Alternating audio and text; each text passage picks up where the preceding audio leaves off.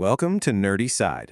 Chapter 5 work energy and power. चलिए start करते हैं। तो इस चैप्टर में हम फिजिक्स के 3 सबसे फाउंडेशनल कॉन्सेप्ट्स वर्क, एनर्जी और पावर को समझेंगे। हम देखेंगे कि ये आपस में कैसे कनेक्टेड हैं और इनकी हेल्प से मोशन को एनालाइज करने का एक बिल्कुल नया पर्सपेक्टिव मिलेगा। ये चैप्टर आपके बोर्ड्स, COET और JEE के बेसिक्स के लिए बहुत ही इंपॉर्टेंट है। ओके, तो चैप्टर के मेन टॉपिक्स पे जंप करने से पहले ना हमें एक मैथमेटिकल टूल समझना पड़ेगा। इसके बिना वर्क का कॉन्सेप्ट आगे क्लियर ही नहीं होगा। इसे कहते हैं स्केलर प्रोडक्ट या आम भाषा में डॉट प्रोडक्ट। बेसिकली वेक्टर्स को मल्टीप्लाई करने के 2 तरीके हैं और ये उनमें से एक है। देखो, फॉर्मूला सिंपल है। A डॉट B बराबर है magnitude of A into magnitude of B into cos theta. यहाँ थीटा दोनों वेक्टर्स के बीच का एंगल है। अब यहाँ सबसे क्रूशियल पॉइंट ये है कि हमने 2 वेक्टर्स को मल्टीप्लाई किया और रिजल्ट क्या मिला? एक स्केलर, यानी एक सिंपल नंबर जिसका कोई डायरेक्शन नहीं होता। दैट्स वाई इसे स्केलर प्रोडक्ट बोलते हैं। ओके, अब इसकी कुछ प्रॉपर्टीज देखते हैं। ये न्यूमेरिकल सॉल्व करते टाइम बहुत काम आएंगे। पहला, A डॉट B करो या B dot A, result same आएगा। ये कम्यूटेटिव है। दूसरा, ये डिस्ट्रीब्यूटिव लॉ भी फॉलो करता है। और सबसे इंपॉर्टेंट, यूनिट वेक्टर्स के रूल्स। किसी भी यूनिट वेक्टर का खुद के साथ डॉट प्रोडक्ट, जैसे i cap dot i cap, हमेशा 1 होता है। लेकिन अगर 2 अलग अलग परपेंडिकुलर वेक्टर्स को, जैसे i कैप और j cap co dot product करोगे तो आंसर हमेशा 0 आएगा। क्यों? क्योंकि उनके बीच का एंगल 90 डिग्री है और cos 90 0 होता है। सिंपल। चलो, अब जब डॉट प्रोडक्ट क्लियर है तो हम रेडी हैं अपने पहले मेन टॉपिक के लिए, वर्क। देखो, हम रोज बोलते हैं मैंने बहुत काम किया, बट फिजिक्स में काम यानी वर्क का मतलब थोड़ा अलग है, बहुत स्पेसिफिक है। और देखो, यहीं पे ही डॉट प्रोडक्ट काम आता है। फिजिक्स में वर्क होता है फोर्स वेक्टर और डिस्प्लेसमेंट वेक्टर का dot product. W is equals to F dot D। जब इस डॉट प्रोडक्ट को ओपन करते हैं तो हमें मिलता है F D cos थीटा। तो वर्क होने के लिए सबसे जरूरी चीज क्या है कि फोर्स का कम से कम एक हिस्सा डिस्प्लेसमेंट की डायरेक्शन में होना चाहिए। अगर फोर्स और डिस्प्लेसमेंट परपेंडिकुलर है तो वर्क 0 होगा।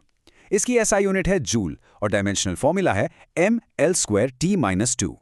ओके, तो अब 3 सिनारियोज देखते हैं। वर्क पॉजिटिव हो सकता है जब फोर्स मोशन को सपोर्ट करे, जैसे जब आप किसी चीज को धक्का दे रहे हो। वर्क नेगेटिव भी हो सकता है जब फोर्स मोशन को अपोज करे। इसका बेस्ट एग्जाम्पल है फ्रिक्शन। और वर्क 0 कब होता है? इसके 2 केसेस है। पहला, जब डिस्प्लेसमेंट ही 0 हो। सोचो, आप एक दीवार को दिन भर पुश कर रहे हो, फोर्स तो लगाया पर वर्क कितना हुआ? 0, क्योंकि दीवार हिली ही नहीं। दूसरा केस, जब फोर्स और डिस्प्लेसमेंट परपेंडिकुलर हो, जैसे एक कुली सर पर सामान रखकर आगे चल रहा है, ग्रेविटी नीचे लग रही है, डिस्प्लेसमेंट आगे हो रहा है, angle 90 degree, work done by gravity is 0। तो हमने वर्क समझ लिया, अब इसको मोशन से जोड़ते हैं। सिंपल सी बात है, जब कोई चीज मूव करती है उसमें एनर्जी होती है, राइट? इसी एनर्जी को हम बोलते हैं किनेटिक एनर्जी, और इसका वर्क के साथ एक बहुत ही पावरफुल कनेक्शन है। किनेटिक एनर्जी मतलब एनर्जी ऑफ मोशन। इसका फॉर्मूला आसान है, K इक्वल्स हाफ mv², जहां m मास है और v वेलोसिटी। ये भी एक स्केलर क्वांटिटी है, इसका कोई डायरेक्शन नहीं होता। और एक बात हमेशा याद रखना, किनेटिक एनर्जी कभी नेगेटिव नहीं हो सकती। क्यों? क्योंकि मास नेगेटिव नहीं होता और वेलोसिटी का स्क्वायर तो हमेशा पॉजिटिव ही होगा। और अब आता है इस चैप्टर का सबसे powerful connection, the work energy theorem. ये कहता है कि the change in kinetic energy of a particle is equal to the work done on it by the net force. Simple शब्दों में, किसी ऑब्जेक्ट पर जितना टोटल वर्क होगा उतना ही उसकी काइनेटिक एनर्जी में चेंज आएगा। फॉर्मूला के फॉर्म में इसे लिखते हैं W net equals K final minus K initial. यहाँ एक गलती मत करना, ये W नेट है, यानी सिस्टम पर लगने वाले सारे फोर्सेस का टोटल वर्क, सिर्फ एक फोर्स का नहीं।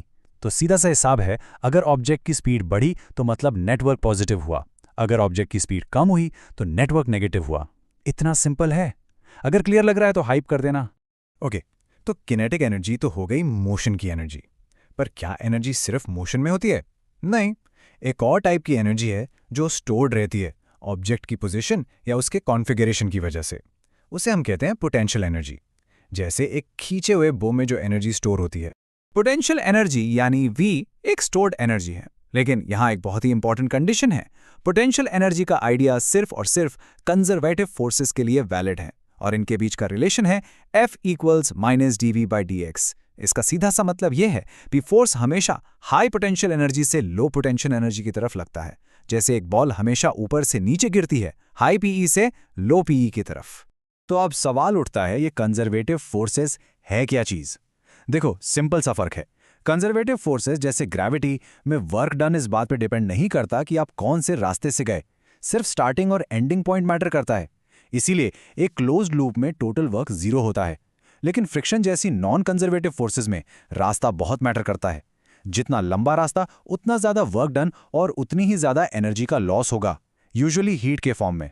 तो अब तक हमने काइनेटिक एनर्जी पढ़ा, पोटेंशियल एनर्जी पढ़ा। इन सबको जोड़कर बनता है फिजिक्स का एक super important law, the law of conservation of energy. ये कहता है कि एनर्जी को ना तो बनाया जा सकता है ना ही मिटाया, इसे सिर्फ एक फॉर्म से दूसरे फॉर्म में बदला जा सकता है।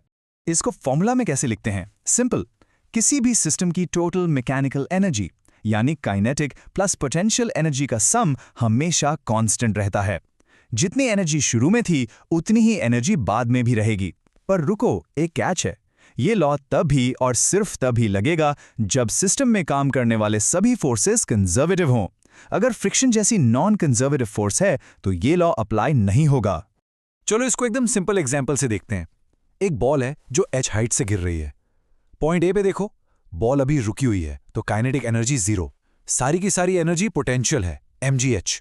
अब बॉल गिरना शुरू हुई, बीच में पॉइंट बी पर उसके पास हाइट भी है तो पोटेंशियल एनर्जी है, और स्पीड भी है तो काइनेटिक एनर्जी भी है, और आखिर में जमीन से जस्ट टकराने से पहले पॉइंट सी पर हाइट जीरो हो गई तो पोटेंशियल एनर्जी जीरो। सारी की सारी पोटेंशियल एनर्जी अब काइनेटिक एनर्जी में कन्वर्ट हो चुकी है।